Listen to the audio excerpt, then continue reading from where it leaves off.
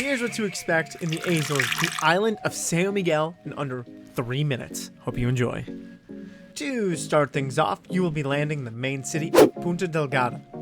Don't fret though, 90% of the locals will be speaking English and most places take Visa credit cards. The money used there is the euro pound, and I'd say you probably need about 75 euro cash for about 6 days visit.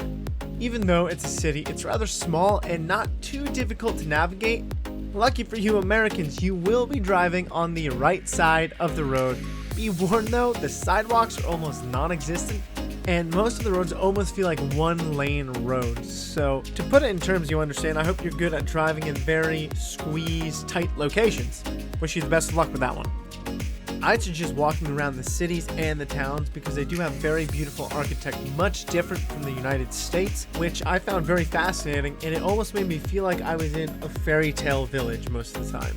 And it's not just the cities, it's like this around the entire country.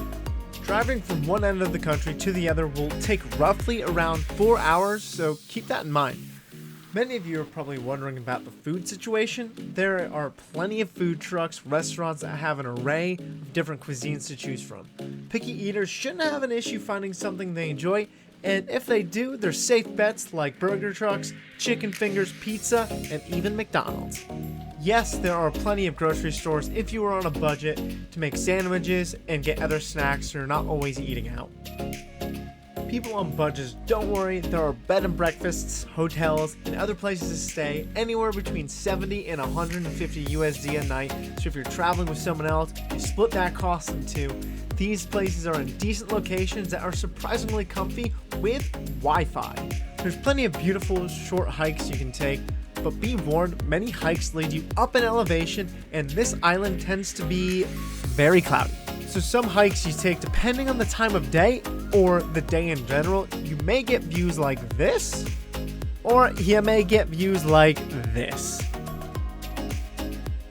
Early morning and later in the evening, about an hour before sunset, are go-to times to popular locations. Otherwise, expect large crowds, which will ruin the experience, also ruin any pictures or videos you're planning on taking. Trust me, I know from experience. There's plenty of wonderful black sand beaches everywhere you go. Some are harder to get to than others, but it just means less people and more privacy. There's also abundance of waterfalls, some close to the road, others you must hike to, and the best part is you can swim in many of these. Well, it's time to wrap this up. It is a tiny island, but there's plenty of things to keep you occupied for a few days, so I wish you all a wonderful trip if you do decide to visit. And if you do, subscribe to my channel, smash that like, and live every day like it's your last. Have a good one, guys.